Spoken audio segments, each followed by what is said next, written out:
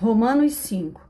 Portanto, sendo justificados pela fé, temos paz com Deus, por nosso Senhor Jesus Cristo, pelo qual também temos acesso pela fé a esta graça, na qual estamos firmes e nos regozijamos na esperança da glória de Deus. E não somente isto, mas também nos gloriamos nas tribulações, sabendo que a tribulação produz a paciência, e a paciência a experiência, e a experiência a esperança. E a esperança não nos envergonha, porque o amor de Deus está derramado em nossos corações pelo Espírito Santo que é dado a nós.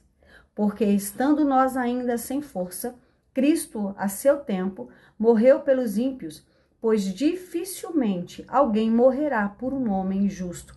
Talvez alguém ouse morrer pelo homem bom. Mas Deus demonstra o seu amor para conosco em que, sendo nós ainda pecadores, Cristo morreu por nós. Portanto, muito mais agora, tendo sido justificados pelo seu sangue, nós seremos salvos da ira por ele. Porque se nós, sendo inimigos, fomos reconciliados com Deus pela morte de seu Filho, muito mais, tendo sido reconciliados, seremos salvos pela sua vida.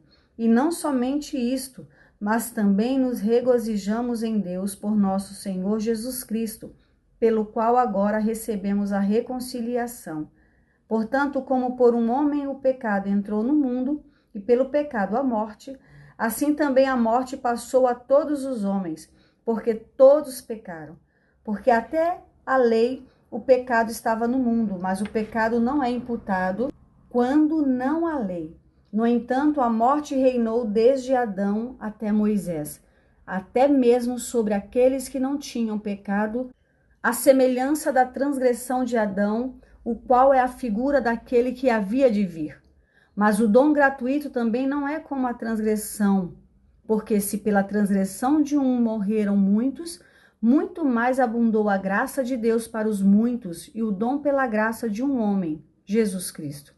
E não foi assim o dom como transgressão, por um só que pecou, porque o juízo veio por uma transgressão para a condenação, mas o dom gratuito veio de muitas transgressões para a justificação. Porque se pela transgressão de um homem a morte reinou por meio de um, muito mais os que recebem a abundância da graça e do dom da justiça reinarão em vida por meio de um, Jesus Cristo.